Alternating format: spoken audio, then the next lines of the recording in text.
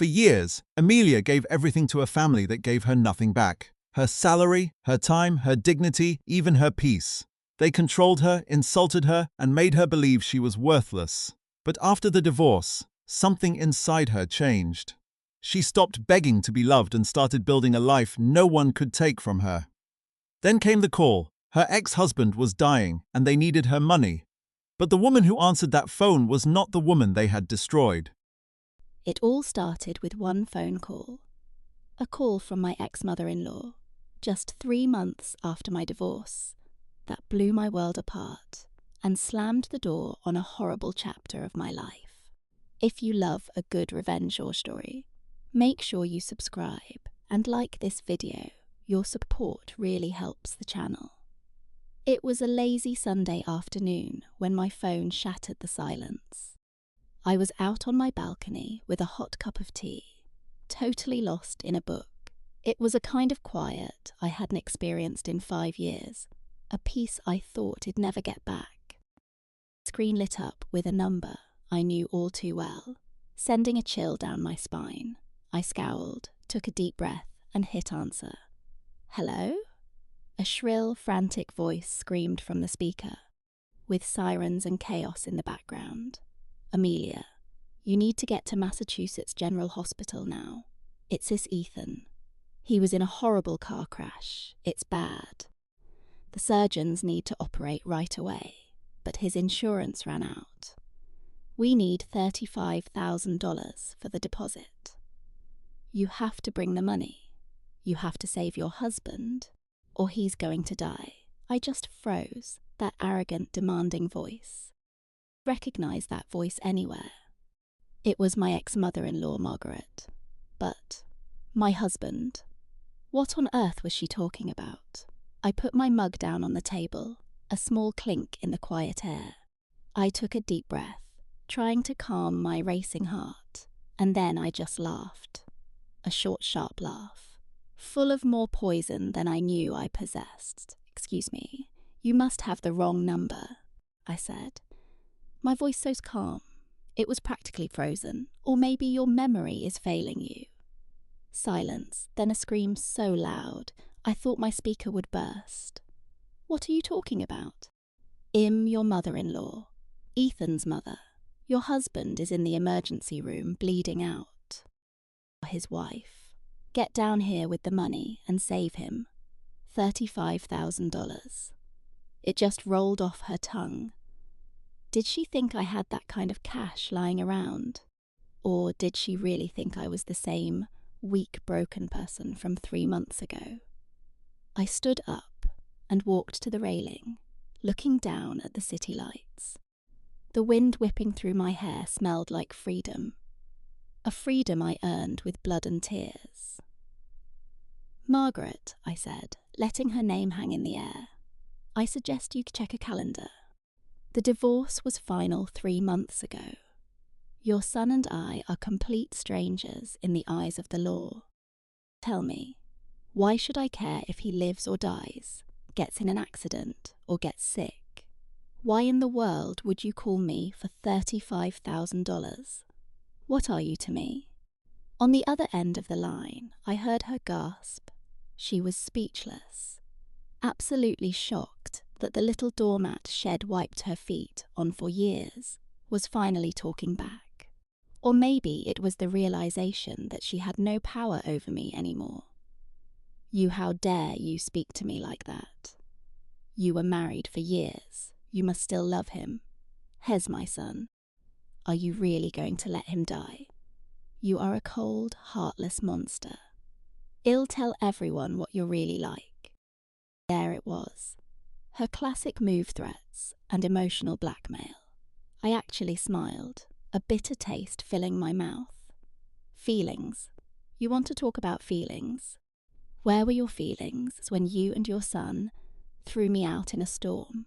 Or when Ethan left me bruised on the floor to go protect his precious mistress? How about when you told him to hide his assets during the divorce, so I would leave with absolutely nothing? With nothing and a daughter to support. I paused, swallowing hard. It was like she was ripping open old scars. But this time there was no pain, only pity. "Margaret, I hear your son's getting married again to that young woman Isabel. So beautiful, so successful, isn't she? From a wealthy family, I heard. And she's pregnant with that grandson you always dreamed of. So why aren't you calling her? I'm sure she has the money. Tell her to bring the cash to save her fiancé. Don't embarrass yourself by calling the ex-wife he threw away like trash." The line went dead silent. The only thing I could hear was her shaky breathing mixed with the hospital noise. I knew I had struck a nerve. Something was obviously wrong with the perfect new daughter-in-law if Margaret had to eat her pride and call me Isabel. That girl, Margaret's voice finally broke. The anger and arrogance completely gone. Girl took all his money and disappeared. "I am begging you, Amelia, please just save Ethan. I'm sorry, but I'm not a charity or a bank machine. That $35,000 is for my daughter's future. You know, the granddaughter you called a worthless burden. Goodbye." I stabbed the end call button. The screen went dark, and the silence felt like the last tie to that toxic family was finally severed. I collapsed into my chair, hands shaking not with fear, but from years of rage boiling over. It had been just 3 months since it escaped that house. They probably pictured me sobbing in some cramped, miserable apartment. That id eventually crawled back to them, begging for handouts. But life has a strange sense of humour. The Amelia they once knew was gone, broken into a million pieces. And Ethan, the man who tossed me aside for his new love, was now in a hospital bed, abandoned by that same woman, Karma. It always felt like a cliché, but I was watching it play out in real time, and it was brutal. I took a sip of my now cold tea. It tasted bitter. My mind went back 5 years, to the day I first set foot in Margaret's house as her new daughter-in-law. I was so naive back then. I actually thought I was joining a real family.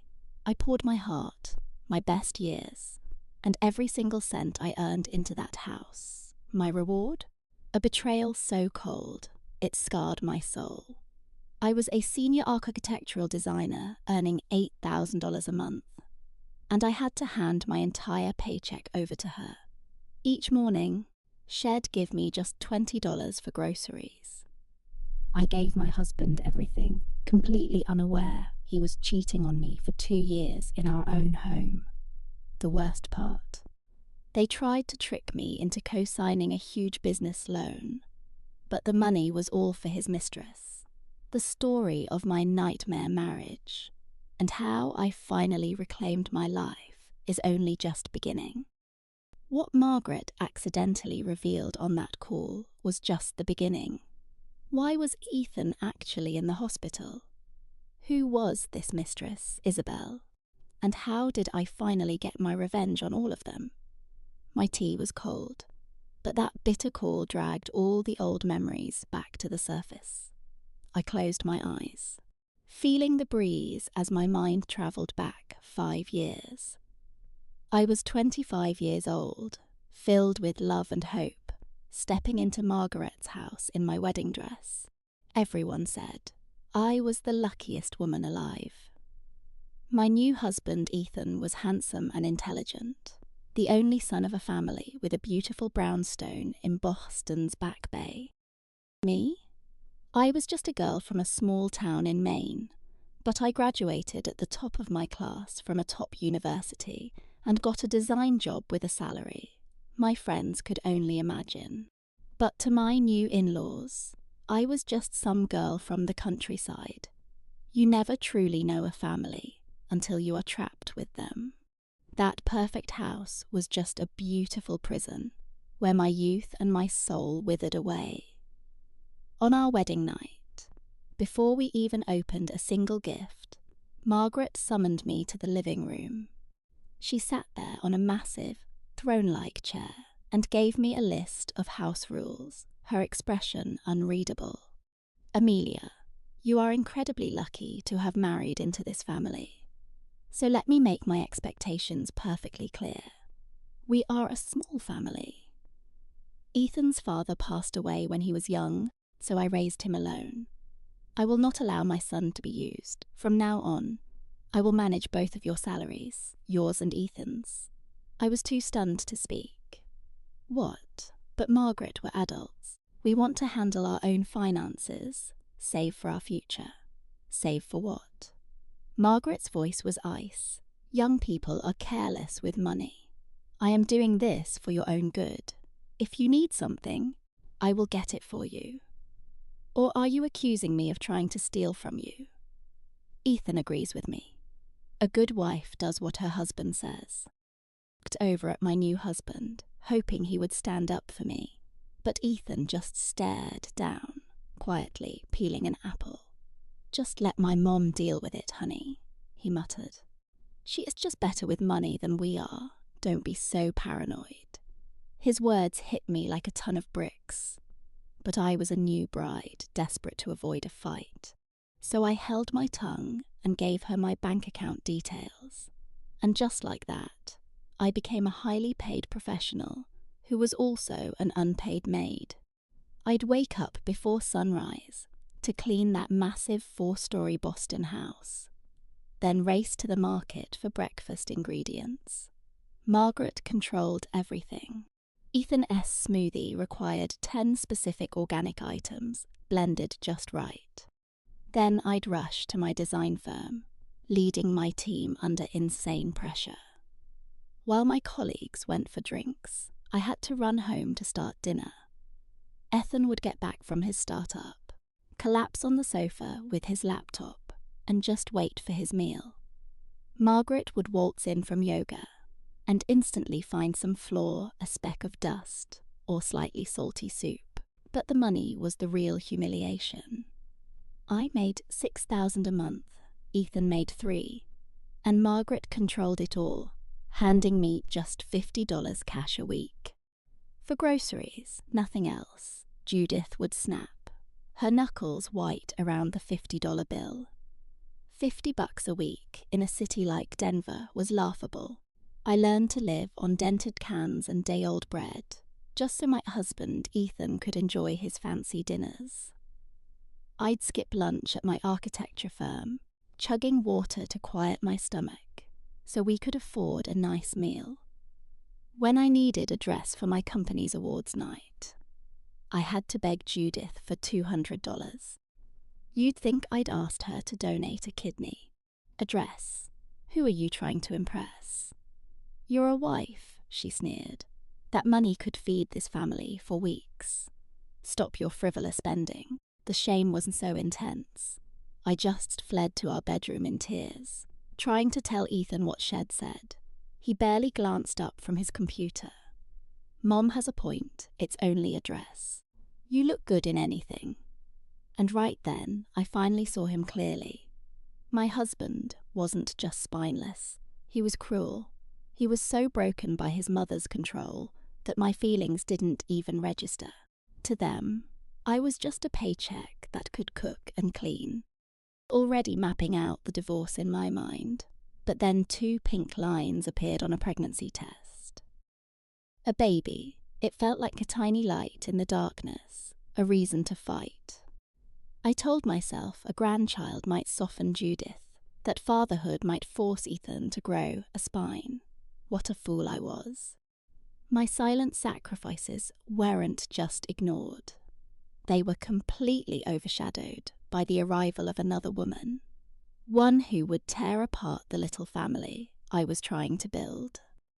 After our daughter Mia was born, Ethan's company landed a massive investment, making him a local tech star overnight.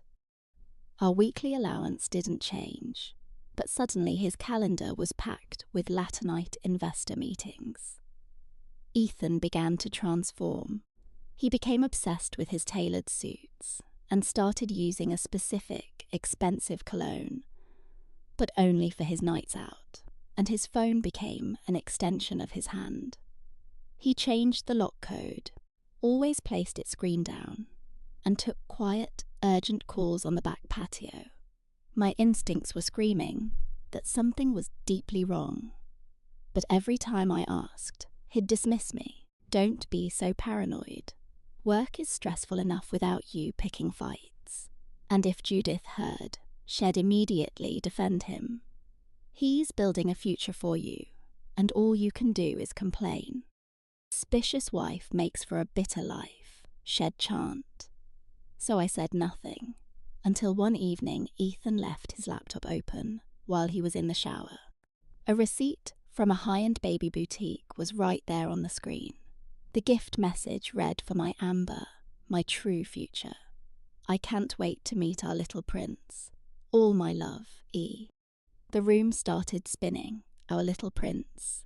He was having another child, a boy. My hands were trembling as I reached for his phone. I'd seen him unlock it earlier. Inside were hundreds of romantic texts and photos of Ethan with a gorgeous younger woman. Amber, a junior analyst from his office. The pictures were horrible, but the bank statements in his email were the real nightmare. Babe, I really need $300 for a prenatal massage. Honey, this amazing Italian stroller is only $2,000. You're going to get it for me, aren't you? And his answer, anything for you. I'll get the money from my mother and transfer it immediately. I nearly fainted. The salary I was killing myself for. The money Judith claimed she was managing for our future was being funneled straight to Ethan to finance his secret family. Then I scrolled further back. A text chain between Ethan and his mother. Mom Amber had the ultrasound. The doctor says it's 99% a boy, your grandson. Judith's reply came in seconds. A boy? That is wonderful news. Well done, son. I was getting so tired of you only having a daughter. For now, keep Ava out of it. Once Amber delivers, well, sort things out. If you need more money, just ask with Ava's income. We can easily support my son. I dropped the phone. The muffled thud on the rug sounded like a gunshot. My whole life was a lie. The woman I had been serving for years was using my own money to fund her son's affair, all to get the grandson she was obsessed with. It was all about her twisted need for a male heir. For Mia, her actual granddaughter, she'd never bought so much as a birthday card. She always called her that girl. But for a stranger's unborn baby, she would happily burn my entire world down. The rage was so thick, I could barely breathe. I wanted to march in there and scream at them both, but the architect in me, the part that sees, every angle took over. A dramatic scene now would only get me thrown out with nothing. Ethan would just deny everything and run straight to her. Would evict me and Mia without a second thought. Every single bank account was in their name. I had no savings of my own. I could lose my daughter. I had to be smart. I needed a blueprint to get them out of my life and reclaim what was mine. I wiped my face, put the phone back exactly where it had been, and took a deep, centering breath. Ethan strolled out of the bathroom whistling. I just kept folding Maya's clothes. All done, are you eating at home tonight? I asked, my voice shockingly steady. No, a late one with some clients. I'll be back super late. Don't wait up, Ethan said, fixing his ties and spritzing on that cologne. I knew who he was wearing it for now. Okay, drive safe. The moment I heard the front door click, shut, my calm expression dissolved. Enjoy your perfect little lie while it lasts, because your time is running out. Now that I knew the truth, I started digging. Who was this Amber? And the next thing I found was even worse. Ethan and Judith were plotting to steal the only thing I truly owned, my family's cabin up in the mountains. Why in the world did they want that old cabin? And how could I flip their scheme back on them? From that day forward, I moved through the house like a phantom, waiting for the right time to strike. On the outside, I was the perfect obedient wife. I went to work, made dinner, and kept everything spotless. But inside, my heart felt like a block of ice. I knew this was just the quiet before the storm. And that storm arrived much sooner than Id planned, thanks to the bottomless greed of that mother and son. One night, Judith even made my favourite pasta, piled my plate high, her smile so fake it almost hurt to see. Ethan was acting just as weird, hovering near me and asking a million questions about my work. After dinner, Judith led us to the living room. She poured tea, cleared her throat, and then she played her hand. Ava, Ethan's company is on the verge of a major expansion. He's just a little short on capital. I thought maybe you could help your husband. I took a long sip of tea, hiding my bitter smile. How can I help you manage all my money? I don't have anything. Judith didn't blink. Your parents' cabin. I hear that mountain property is worth a fortune now. You should ask them about selling it. With that capital, we can secure Ethan's business. And when your husband succeeds, you succeed too. Isn't that right, Ava? Beside her, he nodded like a bobblehead, his eyes wide. Yeah, honey. This is a once-in-a-lifetime chance. Sell the cabin. I swear, it'll pay you back in 2 years. It'll buy you a lake house twice the size. I just stared at the two of them, sick to my stomach. That cabin was my safe haven, a place my parents poured their life savings into, and they had the nerve to ask me to sell it. The thing is, after finding Ethan's secret bank records, I already knew all about their business problems. There was no expansion to save. The truth was, Ethan had gambled away a fortune on bad stocks and was drowning in debt from his lavish lifestyle. He owed tens of thousands, and creditors were about to come knocking. Worse, his mistress Amber was threatening to end the pregnancy if he didn't rent her a luxury apartment in the city. Ethan and Judith were trapped. They couldn't sell their own house without admitting they were broke. So they came for my last remaining asset. They wanted to sell my ptsas to pay for his debts and his mistress' future. That cabin belongs to my parents. I can't just sell it, I said, setting my teacup down hard. Judith's sweet mother act vanished. Well, then you'll have to convince them you're their only daughter. Who else would they leave it to? Is it really so much to ask you to support your husband? His entire future is on the line. His future, or his gambling debts. I shot back, looking right at Ethan. He flinched like he'd been hit, splashing water down his shirt. What are you talking about? I'm a successful entrepreneur. What debts? Fine, I sighed dramatically. Standing uphill. Consider it's a huge decision I need to think. Back to our room, leaving them fuming on the couch. A little later, I heard them arguing in Judith's office. Mom, she's being impossible if she refuses to sell finished. My lenders want their money, and Amber is going to walk. Calm down. I'll take care of it. If she won't be reasoned with, well, do it the hard way. She lives in our home with our granddaughter. What choice does she have? Well, apply pressure.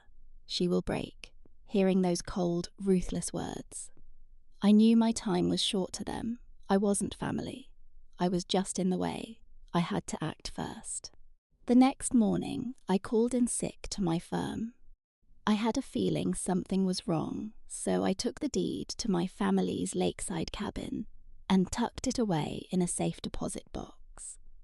I even planted a small camera in the den, but I had no idea.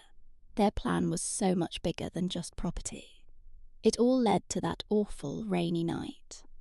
It started with a text from a number I didn't know, a picture of Marcus, my husband, his arm around another woman, heading into a fancy downtown hotel. The message underneath was pure venom. He's taking great care of me and our baby. Hope you kept his dinner warm. It had to be her, Jessica, trying to get a rise out of me. She wanted me to lose it, to scream and cry so she could play the sane one and steal my life. But I was done being a victim. Rage burned in my gut. I dropped my daughter, Sophie, at my mom's house, and I grabbed a cab straight to the hotel. I wasn't there for a shouting match. I was there to expose their whole rotten secret. Room 302. My heart was pounding as I took a deep breath and knocked. Who is it? Mark's voice was thick, probably from drinking. Room service, I said. The door opened. He was just standing there in a towel, face red, and behind him, on the bed, was Jessica, draped in a silk robe, a smirk on her face as she caressed her pregnant belly. Colour drained from Marcus' face when he saw me. Clara, what are you doing here? I didn't give him the time of day. I walked straight past him and stared right at Jessica. She wasn't scared one bit. She just smiled that smug little smile of hers. Hi, Clara. Great timing. Marcus was just promising me a brand new condo for me and the baby. I finally turned to my husband, my voice trembling with anger. A condo, Marcus? And how exactly are you planning to pay for that? By selling my family's cabin? Or with the money you've been stealing from my architecture studio? He just stared, mouth open. Jessica just pouted like a spoiled child. Be so cruel, she cooed. Here's your husband. What's the big deal if he uses some of your money? I'm giving him a son, which is more than you could do. You should be grateful. I let out a sharp, broken laugh. Grateful? To a manipulative gold digger? You think he loves you? He's using that baby to get his mother's approval. And you're just after a payday. You're both pathetic. Shut up, Marcus yelled, taking a step toward me. Don't you talk to her like that. She's pregnant with my son. Your son, I shot back, voicing a doubt that had been eating at me for months. Are you even sure about that? That did it. Jessica started fake, crying immediately. Darling, she's putting a curse on our baby. Is she trying to stress me out? Make me lose the baby? Do something. Goaded by her, Marcus swung his arm. The slap cracked through the quiet room. My cheek instantly on fire. I fell backward, my head slamming against the corner of the bedside table. I could feel something warm and wet trickling down my temple. I looked up at the man I married. He stood over me, his face twisted in rage, fists balled up, not a shred of remorse in his eyes. Get out, he screamed. Get out of here, you crazy witch! I slowly pushed myself up, wiping the blood from my face. I saw Jessica's smug grin, and Marcus, looking like a trapped animal. In that moment, something inside me just shut off. The tears were gone. I said, my voice eerily calm. Keep him. I hope you two get exactly what you deserve. I walked out of that hotel and went straight to his mother's house. I had to see Eleanor. A small, stupid part of me thought that if she knew what Marcus did, that he hit his pregnant wife for his mistress, the mother in her would snap to her senses. I was so wrong. A thunderstorm had broken out by the time I arrived. I stumbled inside, drenched and with blood still on my face. Eleanor was on the couch watching TV. She barely glanced at me. Good Lord, what happened to you? Are you trying to embarrass us, showing up like this? Eleanor, I whispered, my voice cracking. Marcus is cheating on me. He hit me. He's been spending all our money on her. I waited for the shock, the anger, nothing. Eleanor just sipped her wine, eyes glued to the TV. Then she said, without a hint of emotion, I know I couldn't move. She knew all along. She knew her son was having an affair and she let it happen. She finally looked at me, her face filled with pure disdain. So what? Men get bored. The point is, Jessica is giving this family a grandson, Shez a go-getter. All you gave us was a daughter, and you pinched every penny, refusing to sell that old cabin to help your husband succeed. You are a worthless wife. Eleanor, how dare you? I was shaking with fury. She jumped up from the sofa, her finger pointing toward the door. Marcus already called. He said you showed up like a crazy person and attacked his new girlfriend. We don't need your drama. Get out of my house now. I want Jessica to move in here. My grandson will not be raised by a stranger. You're kicking me out? In this weather? I stammered, completely in shock. Get out before you embarrass yourself even more. And with that, she marched into our bedroom, shoved a few of my things into a bag, and tossed it out onto the wet porch. And don't bother taking anything else, she yelled through the door. Sophie's at your mother's. Good. We have no use for another girl in this family. I was left standing on the porch in the pouring rain, my head bleeding into the storm. My bag sat in a growing puddle. Then the front door slammed shut, and with it, every last bit of hope I had. I looked at that huge house, a place I'd poured 5 years of my life into. Now it was just a cage that had thrown me out. That night, I dragged my soaking wet bag down the street and never, ever looked back. I had escaped a living hell. I was shattered and humiliated, but for the first time in years, I was free. And I swore to myself that Marcus and his mother would pay for what they did to my daughter and me. I got a cab to my parents' house, held Sophie in my arms, and finally let go. I moved back into my childhood bedroom. My parents were sick when they saw how much weight I'd lost and how quiet Sophie had become. My normally gentle father slammed his hand on the table. You're divorcing him now. You and Sophie will stay here. Don't give those horrible people another second of your time. With their blessing, I called a lawyer the next morning. I hoped for a clean break, a few signatures, and it would all be over. But I completely underestimated the cruelty of Marcus and Eleanor for them. The divorce was a final chance to destroy me completely. Our first mediation meeting was suffocating. Marcus and his mother walked in with their lawyer, and 2 people I later found out were hired to lie. Marcus sat across from me, his face a cold, unreadable mask. He wouldn't even meet my eyes, just stared down at the papers in front of him. When the topic turned to Sophie's custody, Marcus' lawyer stood up and dropped a bomb. My client is requesting full custody. Miss Clara Vance is an unfit mother with a history of cheating. She neglects her daughter and has no job or stable housing. I jumped to my feet, yelling, "That is a complete lie. He's the cheater. He has a pregnant mistress." Eleanor shot up instantly, pointing at me. "You watch your tone. My son is a devoted husband. We have no idea who you were with on all those late nights at the office." Threw a thick binder on the table.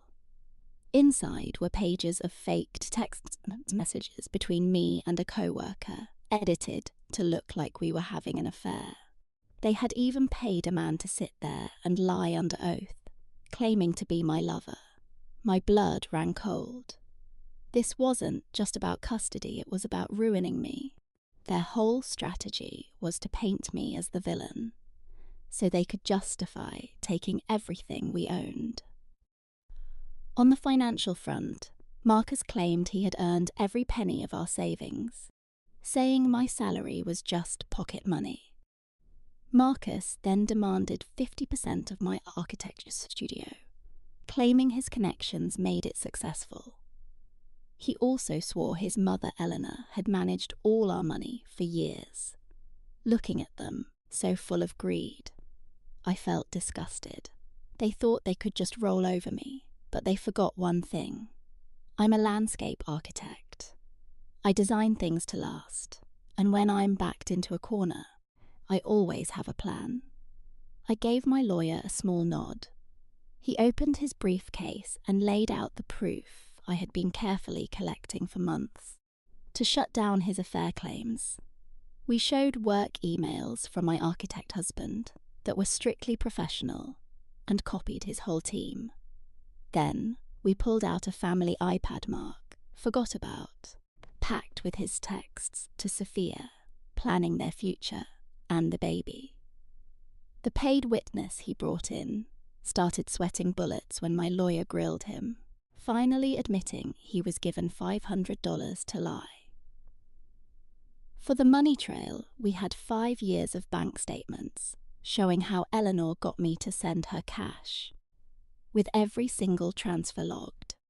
It showed how my monthly household transfers to her were a perfect match for deposits into a secret bank account she'd opened. I even managed to get a copy of her statement. The real knockout punch. My architecture firm was funded by an inheritance, which was locked in a premarital trust for me, Olivia. Legally, it was all mine. Mark had absolutely no claim to it.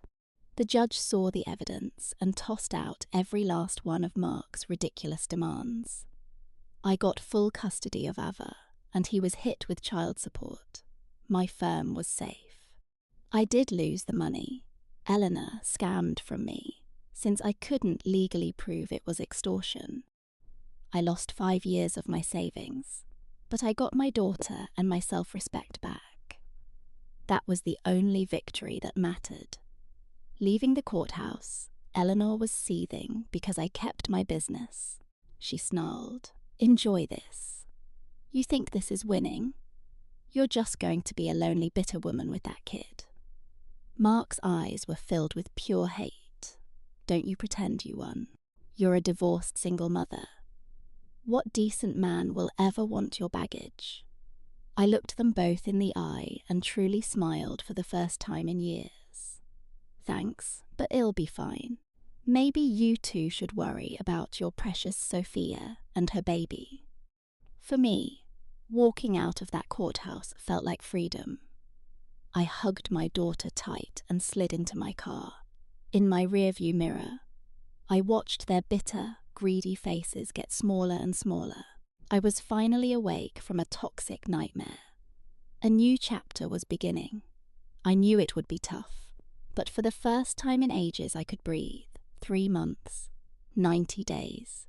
Doesn't sound like much, but when you're clawing your way out of hell, it's an eternity.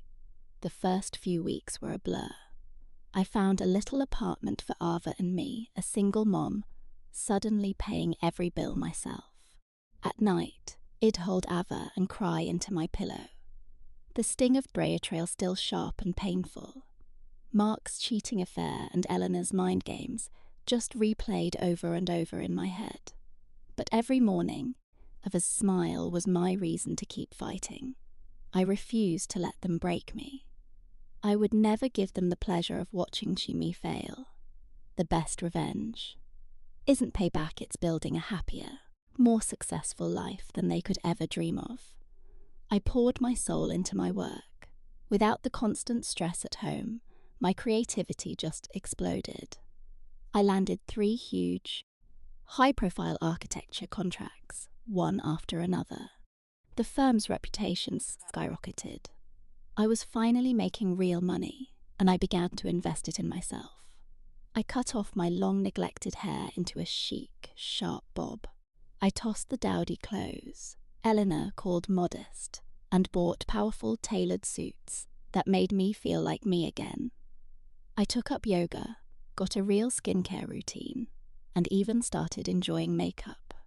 The woman in the mirror was almost a stranger, confident and alive. The sadness in her eyes was finally gone, replaced with a spark.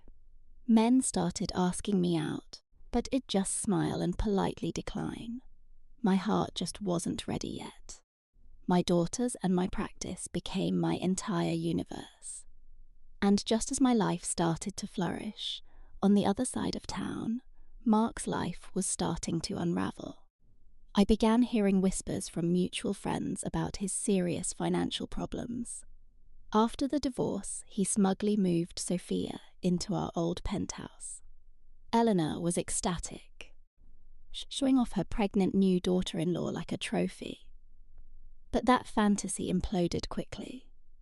Mark blew through his savings and took out huge loans to launch some influencer brand for Sophia. She saw herself as a CEO whose only job was to pose for pretty pictures. But Sophia was all image and no substance. Had terrible taste and zero business sense. Instead of building the brand, she torched the startup funds on a ridiculously expensive office and a new designer wardrobe. 2 months in, the business had no followers and no income. The money was gone and debt collectors started calling. Mark was completely drowning. To make things worse, his own tech sales career nosedived. Stressed by the failing company and Sophia's out-of-control spending, he fumbled a major client account. He was demoted, and his commission was cut in half.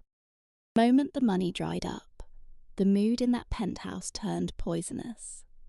Sweet talk about the baby was replaced by screaming matches and slammed doors.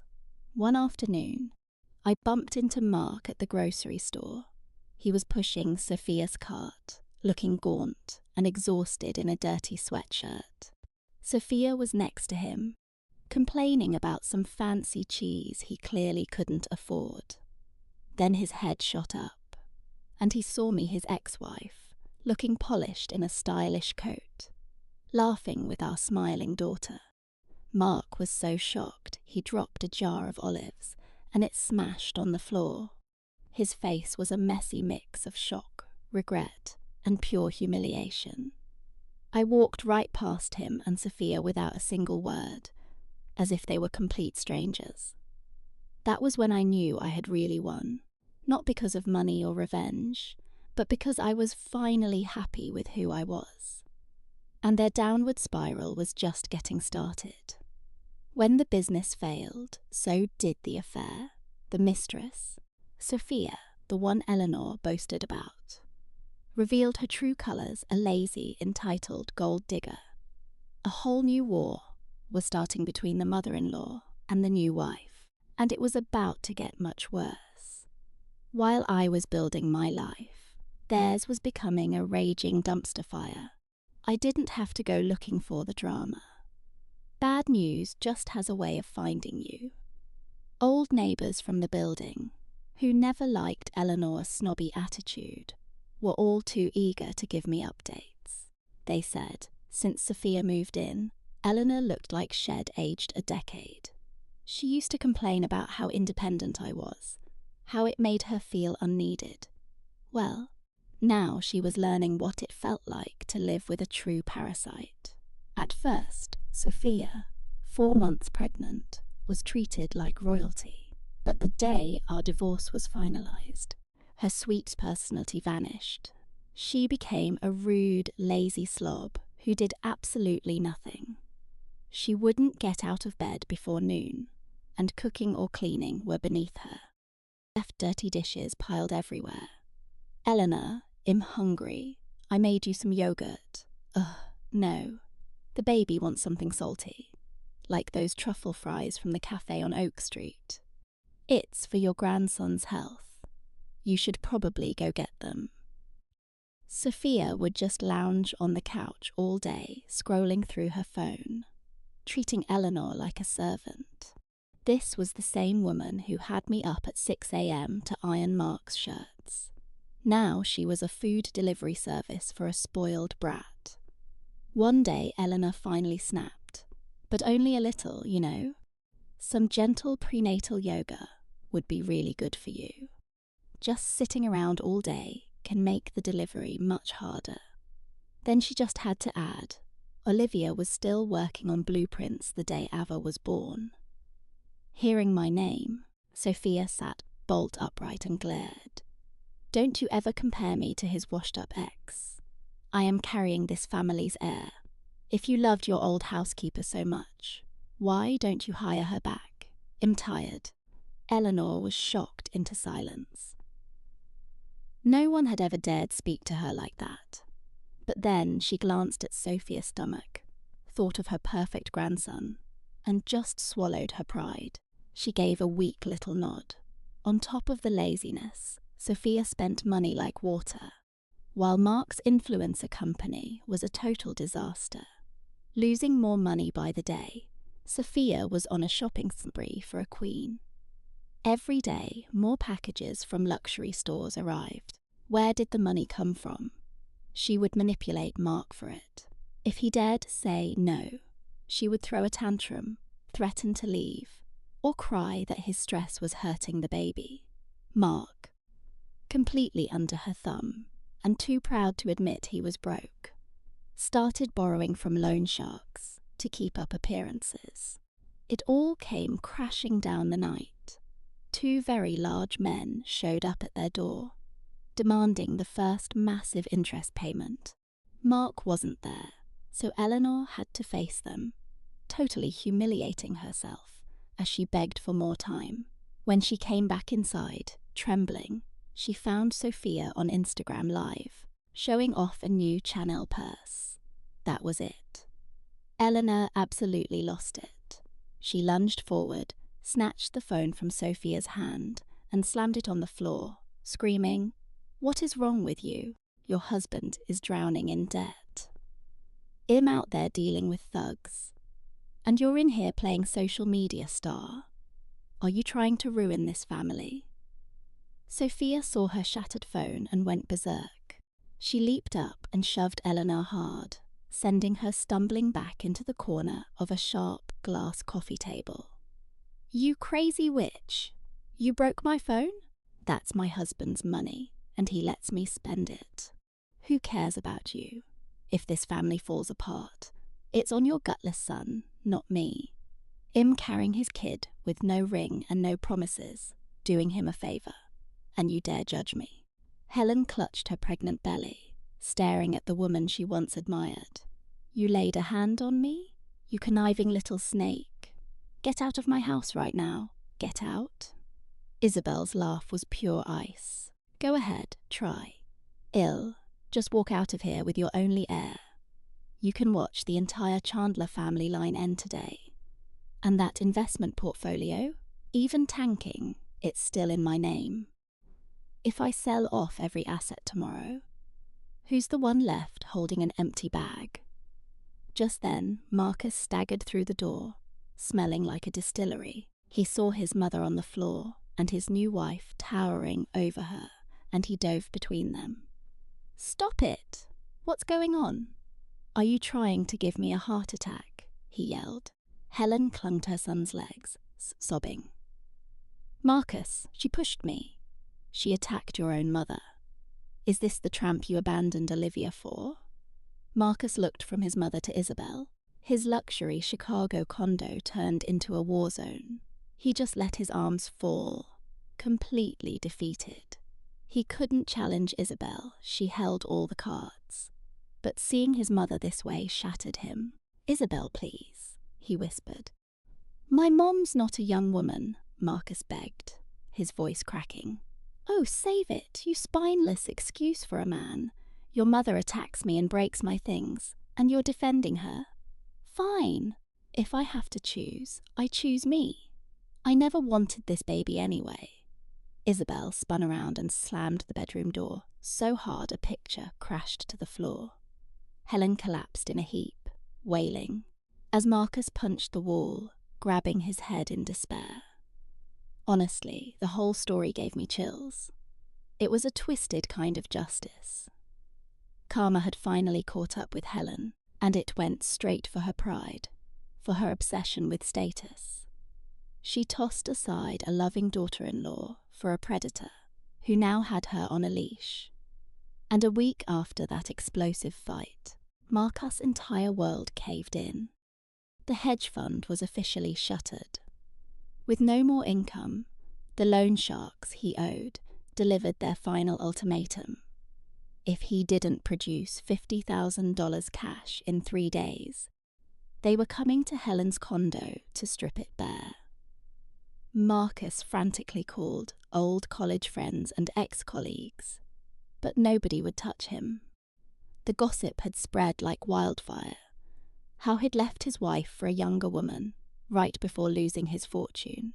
He was toxic. Desperate and cornered, Marcus remembered a secret stash.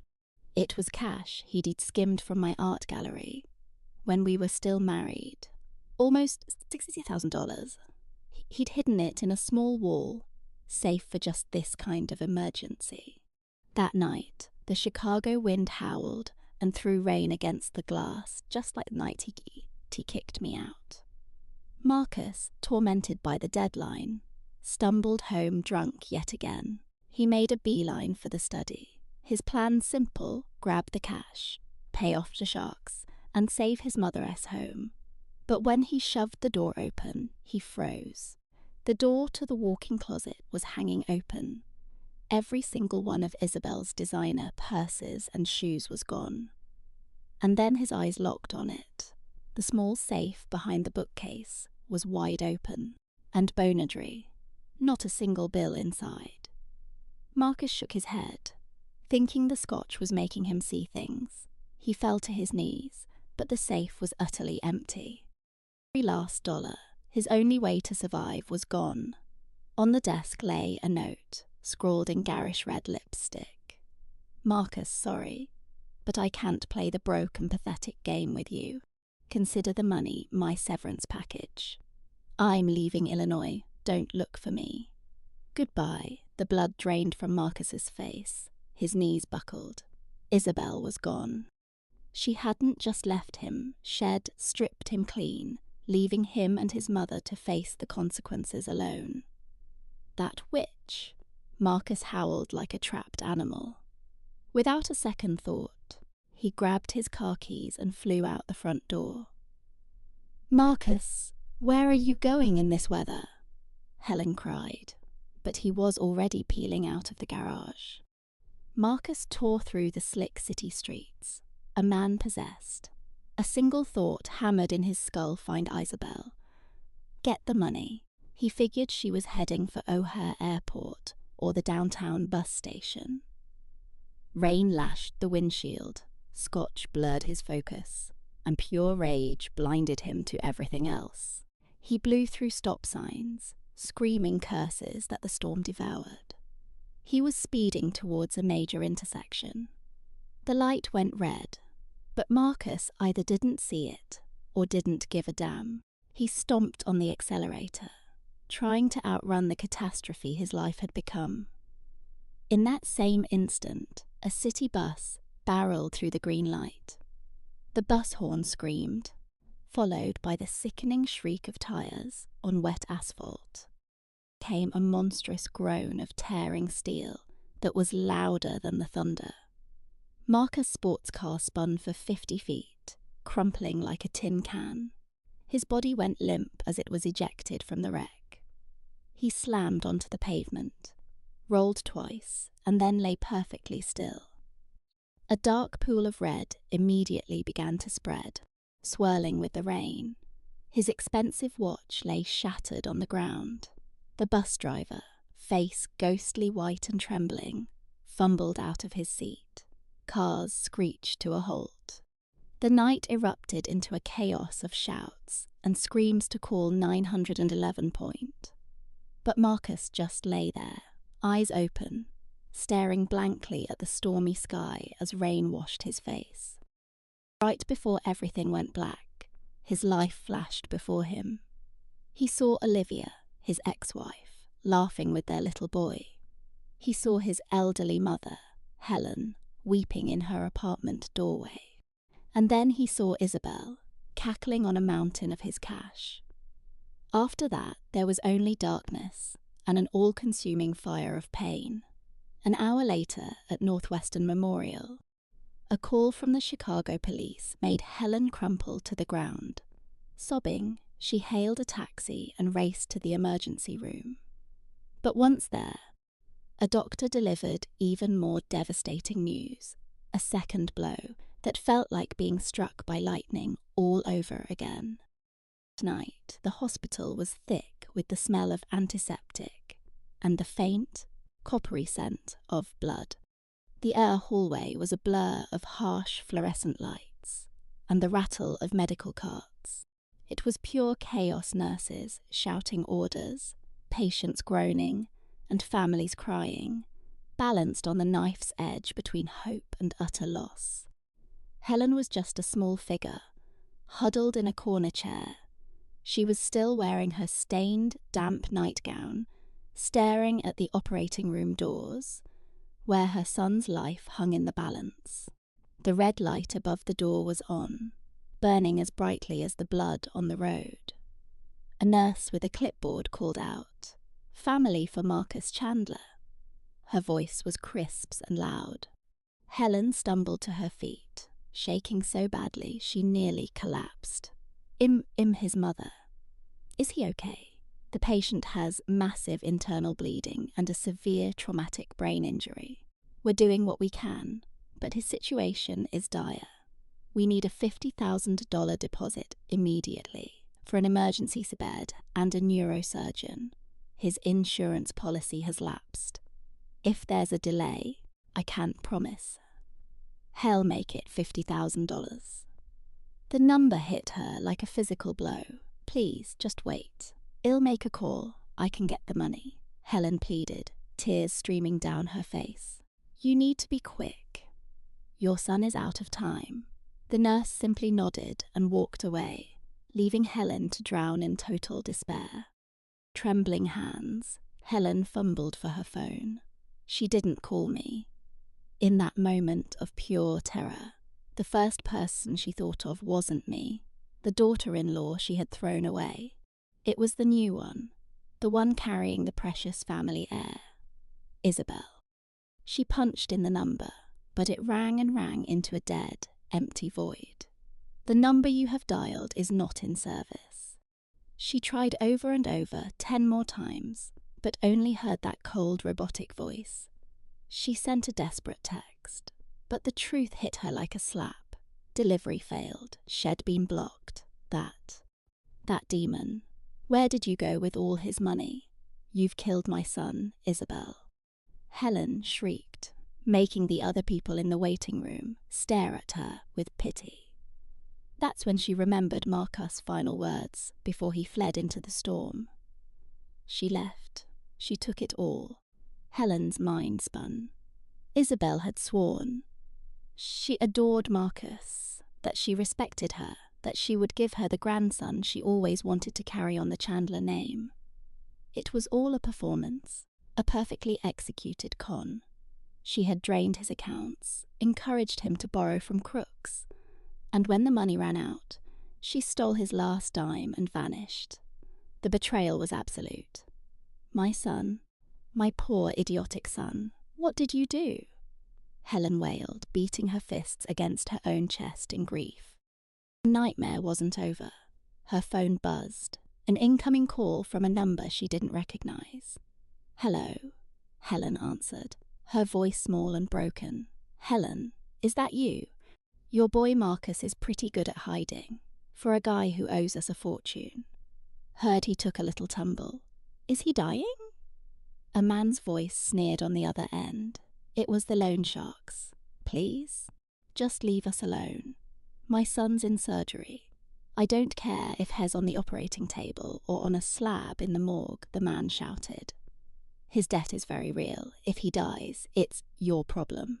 And just so we're clear, we're sitting in a car right outside your building. The bank might own the mortgage, but we'll be happy to own everything inside. $50,000 in cash by morning, or my associates will empty this house. After that, we pay your son a visit at the hospital. Got it? The line clicked dead. The phone fell from Margaret's hand, rattling on the vinyl kitchen floor. It was all gone. Her son, the house, every last dime. Her son's shiny new wife had disappeared, and now the sharks were circling. Margaret's world was caving in. She blew up her phone, but family sent her straight to voicemail or gave her weak excuses, terrified she'd ask for a loan. Her supposed friends, the ones who loved her free dinners, had all vanished. And in that crushing silence, one name popped into her head like a bad idea she couldn't ignore. Clara, her ex-daughter-in-law, the one she'd belittled and tossed out like garbage. But Clara was always so emotional, so weak. More importantly, Shed heard Clara was a high-powered architect now, making crazy money. 50 grand would be pocket change to her, and David is the father of her child. She couldn't just let him die, could she? Margaret held on to that single, greasy thread of hope. She dug up my number and called, her voice a twisted mix of her old imperious tone and a new, desperate plea. But her entire desperate scheme imploded after just 3 little words. "Who is this?" I asked, my voice like a chip of ice. Then I ended the call. Margaret just stood there in the sterile hospital corridor, completely stunned. Her last hope was extinguished. She stared at the closed doors of the operating room, hot tears carving paths down her face. For the first time ever, she felt utterly and terrifyingly alone. She and her son had torched every bridge and stomped out every spark of kindness they'd ever been shown. "Clara, I was so wrong," she whispered. But only the humming lights overhead heard her useless apology. On my end, though, I wasn't just moving on. I sat in my silent home office, the phone screen black in my hand. My tea had gone cold, but a fire was building in my chest. This wasn't concern for David. It was a tight, ugly knot of something else. I told Margaret. I didn't know her, laughing to myself at her sheer audacity. But if I'm honest, a dark part of me was curious. I had to see the final act of this tragedy they wrote for themselves. I was not going to be the saviour she was praying for. No, I needed to witness with my own eyes what their betrayal truly cost. I wanted to see the wreckage of the people who threw me away, and they needed to see me. I stood up and went to my closet. I didn't even glance at my old, worn-out clothes. I pulled out a crisp, tailored navy suit. I paired it with a silk shirt, a designer bag, and the heels I bought myself after closing a major city deal. My makeup was subtle, professional, but I put on a slash of bold red lipstick as the final piece of armour. The woman in the mirror was powerful, calm, and absolutely in charge. She was a complete stranger to the exhausted new mum who smelled of spit-up just 1 year ago. "Honey, Mommy has to go out for a bit. Be good for Grandma, okay?" I kissed Maya's forehead, then walked out into the cool night air. Arriving at City General, I stepped out of my new car. The sharp click of my heels on the tile floor echoed my resolve, slicing through the hospital's hushed tension. The chemical smell of disinfectant was overpowering. I remembered giving birth to Maya in a packed, underfunded city clinic. My sister, the only one there to squeeze my hand. That memory was like a steel rod in my back. Across the waiting area, I saw her. Margaret, crumpled in a plastic chair, her face buried in her hands. She looked so small, so pathetic, like a piece of abandoned luggage. I walked straight toward her until my shadow fell over her, eclipsing the harsh fluorescent light. Margaret must have felt my presence, because she slowly looked up. Her eyes were puffy, bloodshot, and hollow. She squinted at the polished woman standing over her, and for a moment, nothing registered. "Clara? Is that really you? Clara, you came?" Like a person drowning. Margaret scrambled up from her chair and grabbed for my arm. "Did you bring the money? Oh, thank you, God. Thank you. We need to hurry. The doctor is waiting for the payment." I took a single, deliberate step back, pulling my arm away as if her touch was toxic. "Calm down," I said, my voice completely flat and empty. "I'm not here to pay for anything." Margaret's hand hovered in the air. Her desperate smile froze, then shattered into disbelief and raw fury. What are you saying? If you don't have the money, why did you even come here to gloat? Yes, I said, meeting her gaze without blinking. I came to see what karma looks like in person, to see the woman who threw me and my newborn baby S belongings onto the curb in a rainstorm, to see the man who hit his wife to defend his mistress, now fighting for his own life. You are a monster. A demon with no heart, Margaret shrieked, a trembling finger aimed at my face. David is dying in there. How can you be so heartless? He was your husband. I let out a sharp, joyless laugh. You seem to have forgotten. 3 months ago, you and your son made absolutely sure I lost that title forever. As of right now, I am just a spectator, and a stranger has no obligation to save the man who nearly ruined her. I leaned in, my voice dropping to a harsh whisper. She couldn't ignore Margaret. That $50,000 you need is nothing to me. I could transfer it from my phone right now, but I won T. Do you want to know why? She stared, paralyzed by my words. Real fear, finally dawning in her eyes. Because I would rather donate that money to a dog shelter than save a parasite like your son. At least a stray animal knows loyalty. You and David just bite the hand that feeds you. Now get out of my sight. I can't stand looking at you.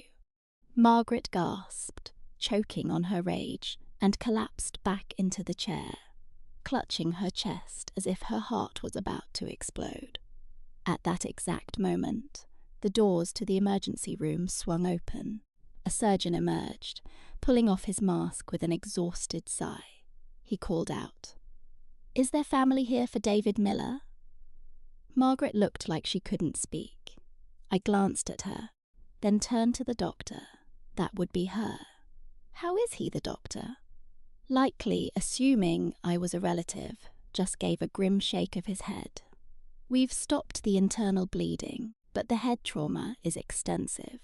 Frankly, short of a miracle, Hare's likely to remain in a persistent vegetative state. The cost of care will be astronomical. You're talking about thousands of dollars a day. The family should prepare itself, emotionally and financially. A vegetative state. The words landed like a life sentence. Not dead, but not living either. Just a shell, a breathing machine that would be a crushing, expensive weight for the rest of their lives.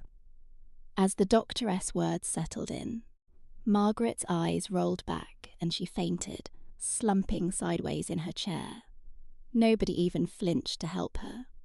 A couple of nurses had to run over. I just stood there watching. I saw the woman who used to scream orders at me, now unconscious, and the doors to the room where her son would be trapped by machines. The triumphant feeling I expected never came. All I felt was a vast emptiness and a weird flicker of pity for a life so totally destroyed by greed. They'd spent all their energy trying to swindle me out of a small inheritance, and now their future was just a pile of medical debt. I turned around and started to leave. I had seen everything I needed to see. I had witnessed their ruin, but after only a few steps, a cold, trembling hand clamped around my ankle. I whipped around, startled. Margaret was awake, but she was no longer in the chair. She had crawled on her hands and knees across the dirty hospital linoleum to reach me.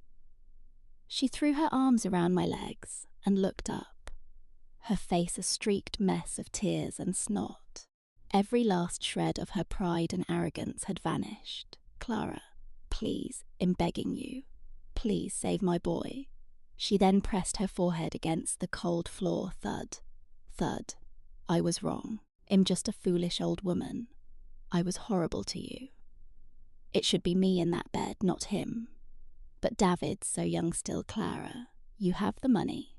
Please just show him some mercy. Give him a chance. I swear, I'll pay you back. I'll scrub floors. I'll beg in the streets. I'll be your servant for the rest of my days.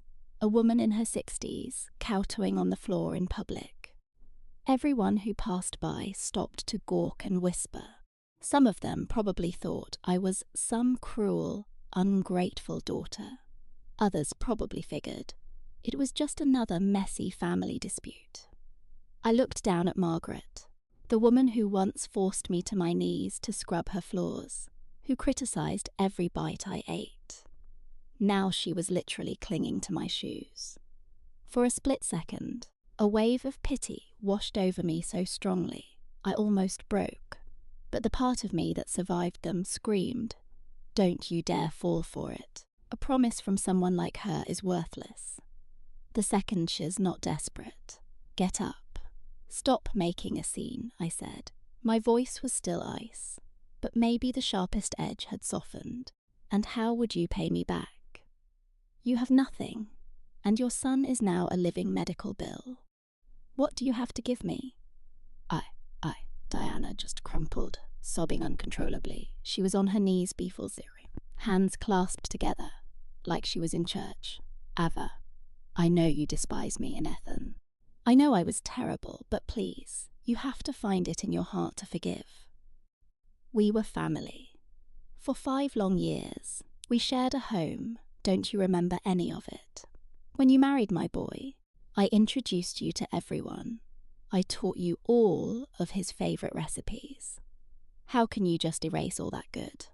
I looked down at the pathetic woman. Good. She actually believed her own sentimental nonsense. A bitter laugh echoed in the sterile hospital hallway. "Diana, your memory is incredibly convenient. You bring up those family meals, but forget, I was the one who slave-roofed over them all day. You talk about shopping trips, but forget how you yelled at me for buying the organic chicken, because it was $2 more." I leaned down, my voice a blade. "Yes, we shared a house for 5 years, and for every one of those years, you served me a plate full of your contempt. Remember those holiday dinners? Your precious Ethan got the prime rib, while I got the burnt ends. A smart wife knows her place, you would always say. Or did you forget about that part too?" Diana, shocked into silence, just looked at the floor, whispering excuses. "That's just the way I am. I was tough on you because I wanted you to be worthy of my Ethan. I never wanted to hurt you. He has a temper. You know how creative men can be. And now Hez in there fighting for his life. Ava, please. A woman like you, with your own company, $50,000 is nothing. Save him, and we can finally be the family we were supposed to be. I'll accept you, really. I will make sure that Chloe girl is gone for good, and you can come home." Even then, as her life burned down, she still thought she held all the cards. "You really think being her daughter-in-law was some kind of grand prize?" "Enough," I snapped, my calm finally cracking. "Don't you dare talk to me as if you're offering me a gift. You think I want back in that tacky condo? You're losing. You think I want that faithless, broken man lying in that bed?" I took out my lipstick, touched it up, and my voice turned to steel. "Tough on me? No, Diana.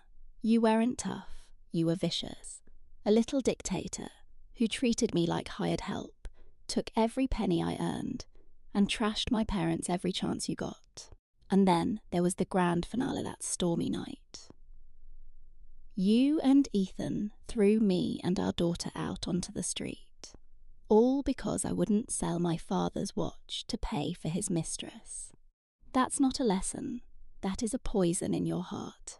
Diana started trembling, every word landing like a physical blow. "You want me to save that man?" I pointed toward the EQ. "Why would I save them?"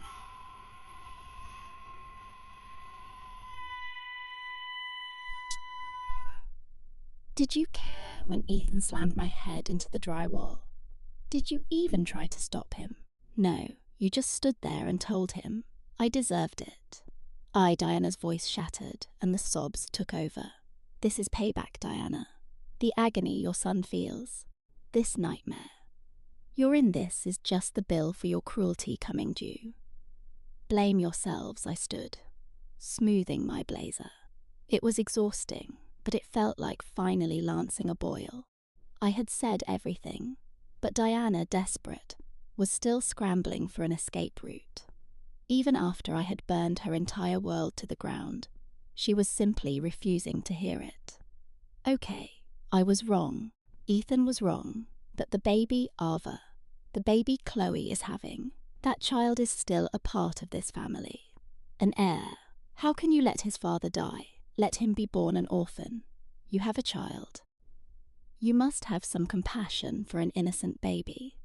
She was playing the baby card. She thought my own motherhood would be her last hope.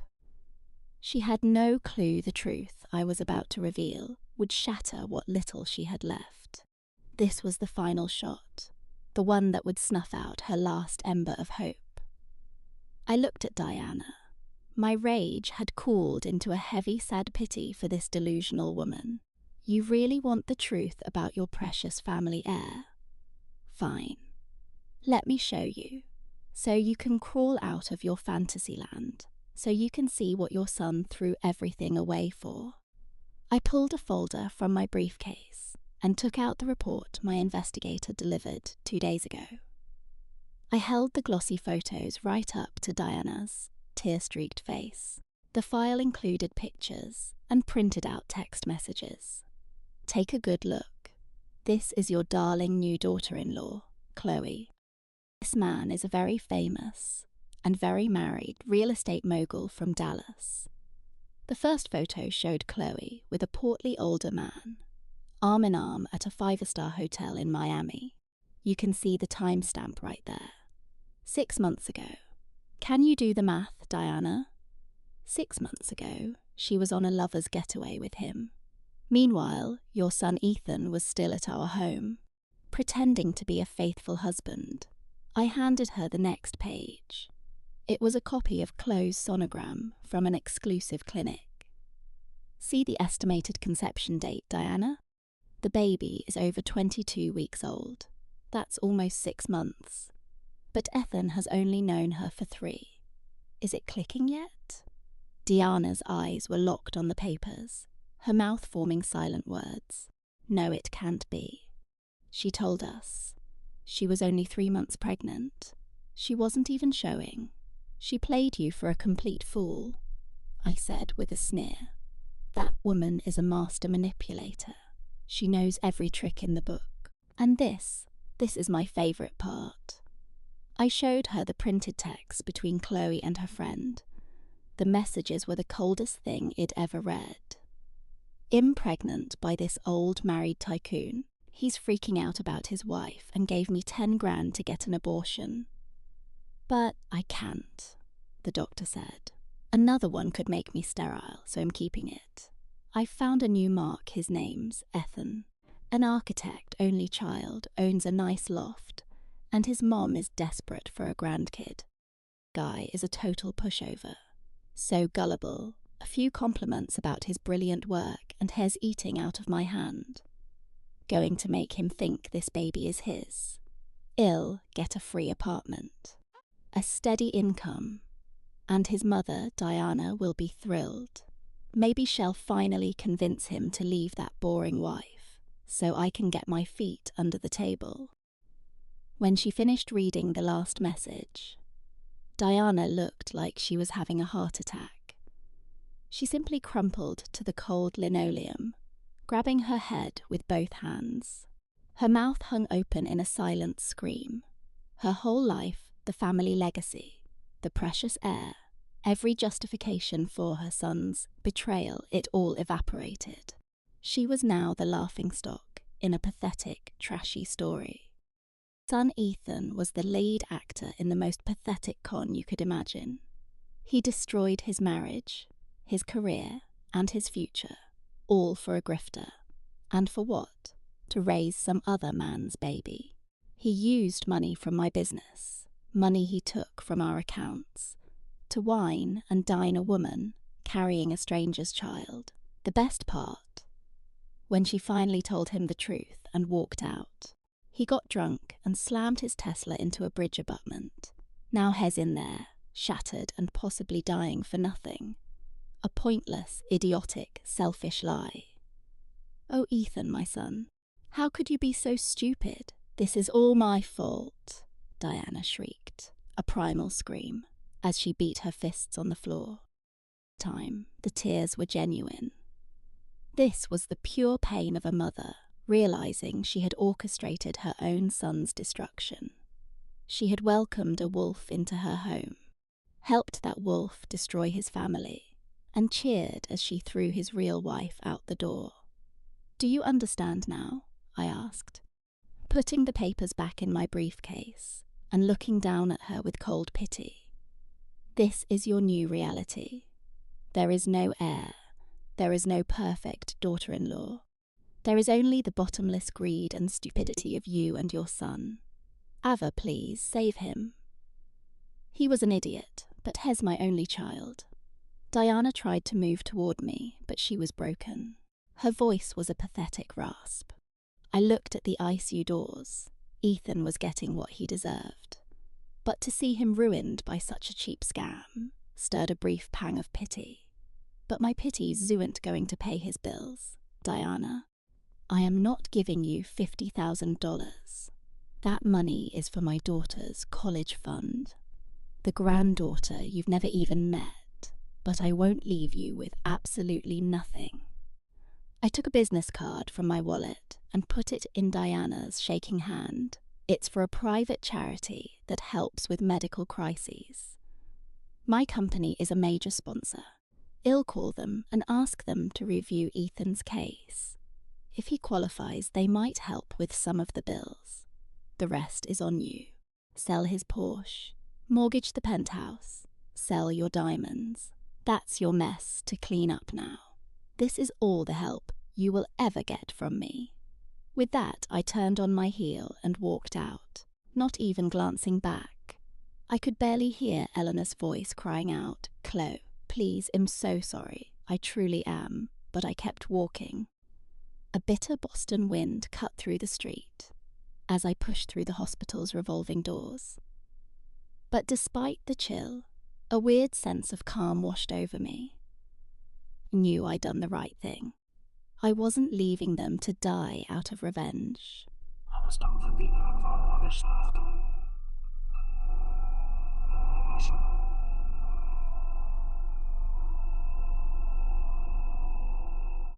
Life has a funny way of settling accounts.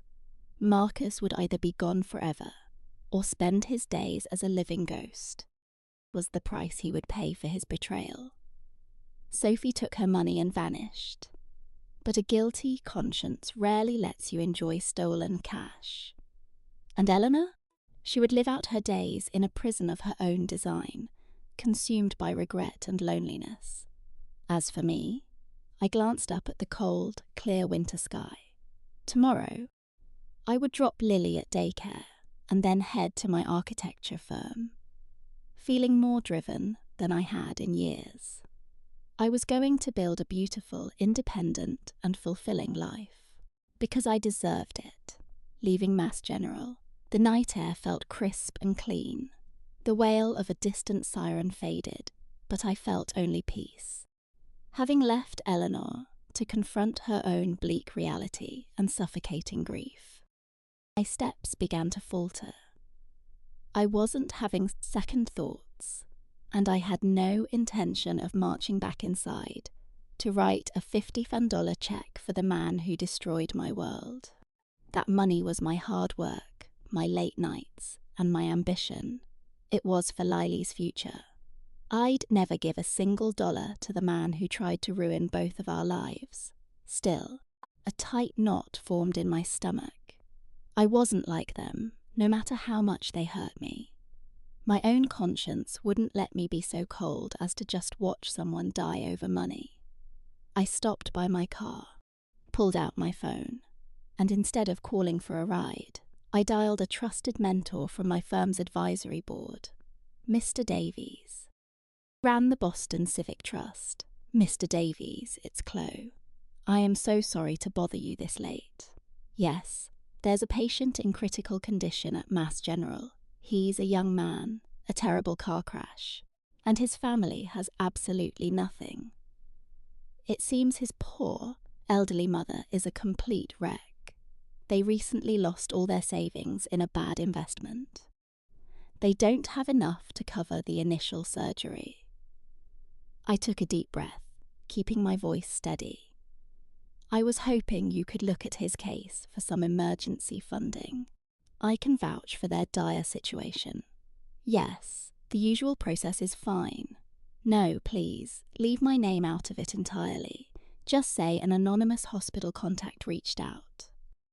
After ending the call, a huge sense of relief washed over me. It was the last act of decency I could ever offer Marcus. I didn't spend my own money, but I used my reputation to give him a fighting chance. I didn't do it for him, or for some ghost of what we once were. I did it to help build a world that I would be proud for my daughter Lily to live in. I need to be able to look her in the eyes and know that I took the high road, that I have nothing to hide. I glanced back towards the hospital entrance.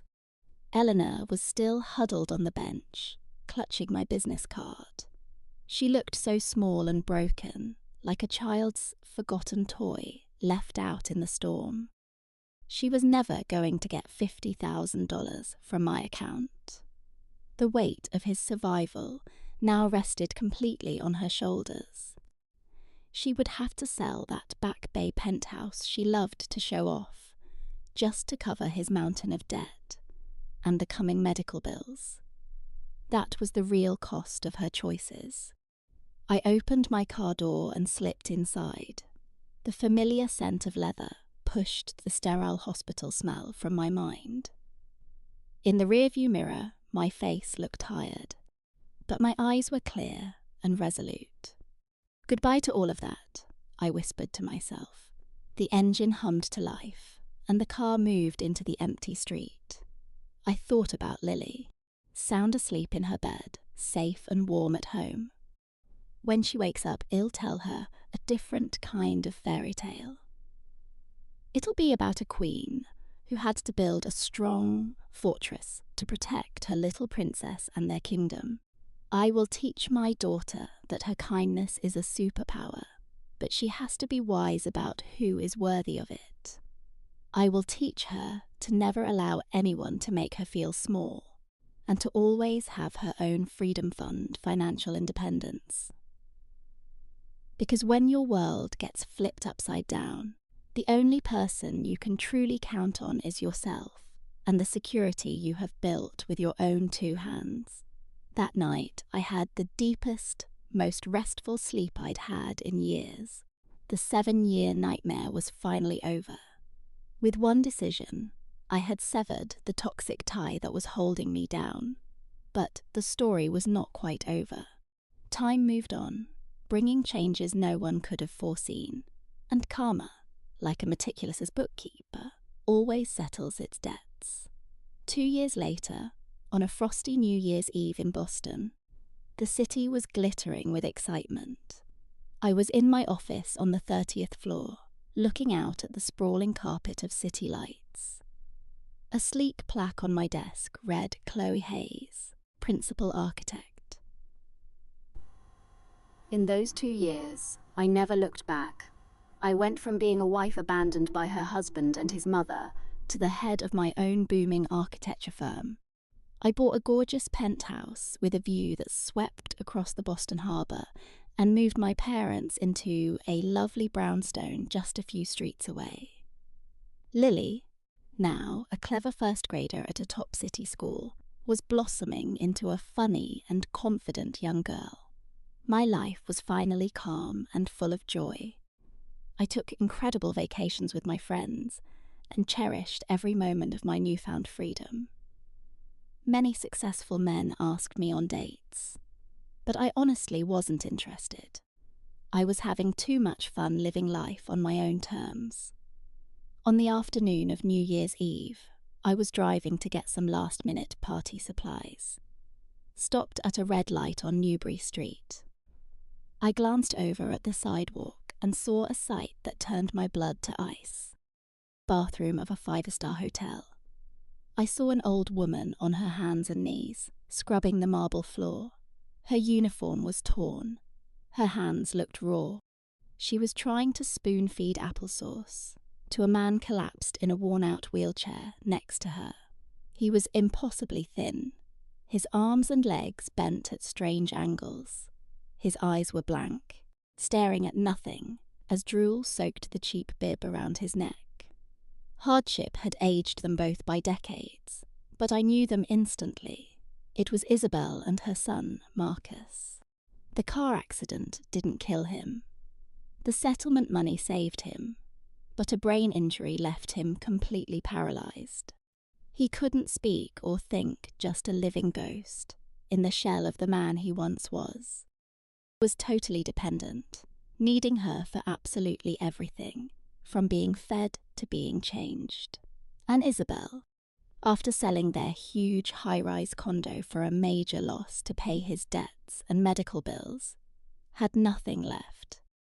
The little cash she had was just enough for a small apartment in a dangerous part of the city. The woman who was once so smug and superior was now a 24/7 caregiver for her broken son. I just watched from inside a bathroom stall. "Come on, sweetie. Just one more bite for Mommy." "Mommy needs you to be a big, strong boy," Isabel begged, her voice cracking with exhaustion and tears she wouldn't let fall. Her hands trembled as she raised the spoon, but his body suddenly convulsed, knocking the small container out of her grasp. Applesauce splattered across the spotless floor. Eleanor just fell apart. While dabbing at his shirt, she started to sob. "Oh God, what has my life become? I wish you had just died in that crash. It would have been a kindness." Then she spat. "Sophie, may you rot in hell. You ruined my boy. You destroyed our lives." Marcus just sat there, making these low, strangled noises as tears rolled from his vacant eyes. Maybe, somewhere in his broken mind, he felt the regret. But he could never express it. He couldn't even twitch a finger. He was a prisoner inside his own body, forced to watch his mother's misery day after day, all because of him. It was a sentence so much more brutal than death. As I watched them, the white-hot rage I once felt for them had cooled into a dull ache for how quickly a life can fall apart. I'd heard through mutual friends that Sophie, the celebrated new fiancée, was dumped by her tech-mogul boyfriend in Cambridge. He found out about her schemes and took back every single gift. Now she's broke, reportedly hiding out somewhere down south. It's true, what people say. You always reap what you sow.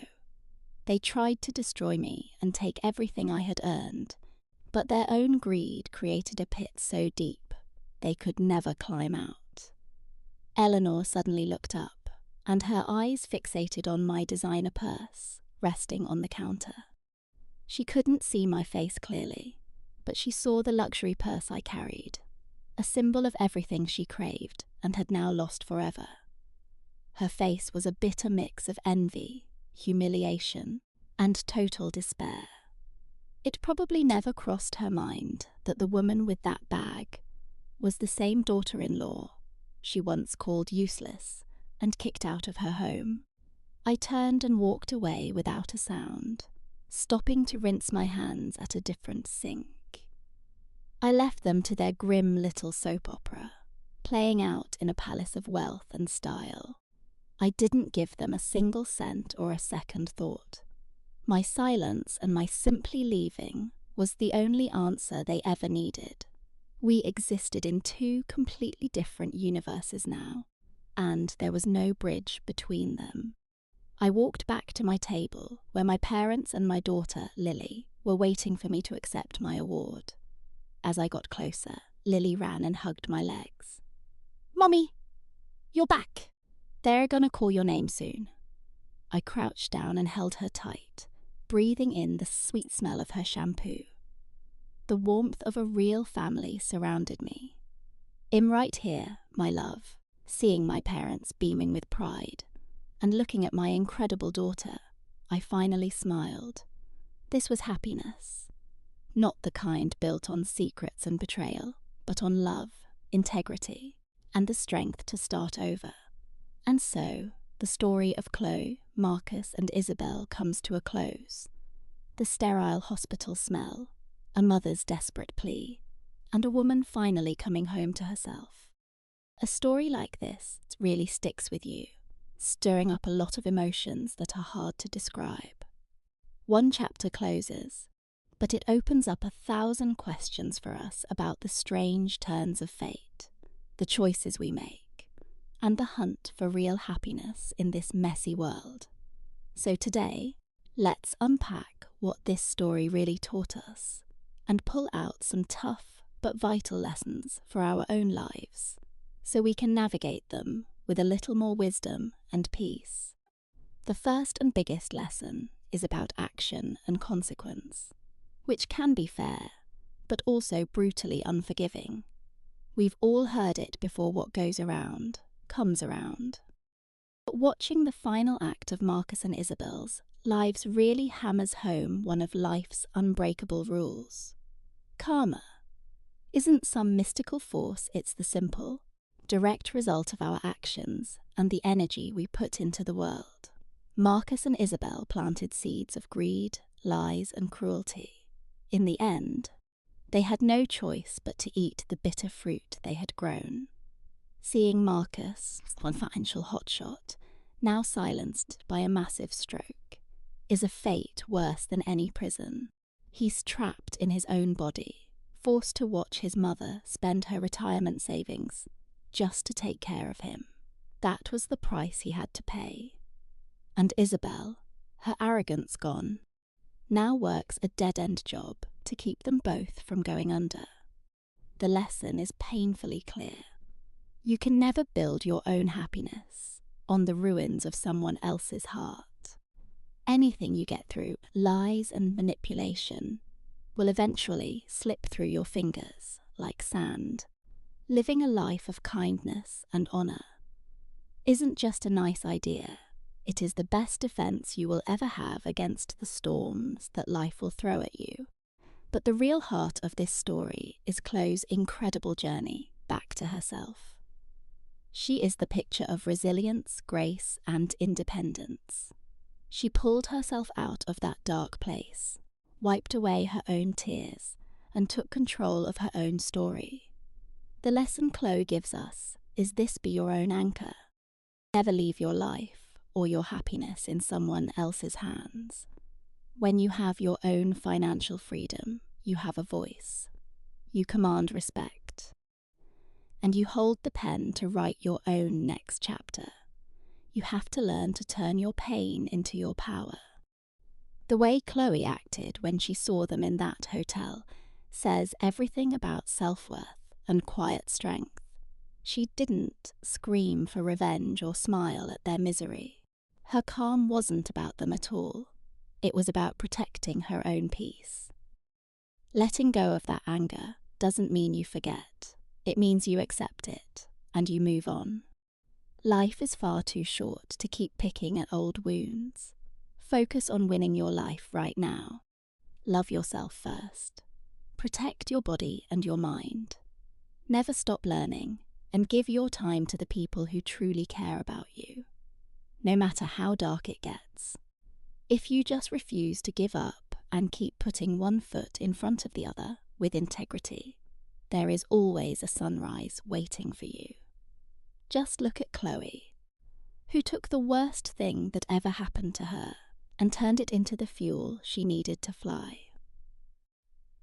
If this story resonated with you, and if you learned something valuable here today, please help us spread these messages. Liking this video is a huge help, and sharing it could be exactly what a friend needs to see. And of course, please subscribe to our channel and hit that notification bell. We'll be back soon with another powerful story from real life. Your support is the engine that keeps this channel going and lets us share these messages of hope. Thank you so much for being here with me. May you find peace in your heart, warmth in your home, and true love in your life. Take good care.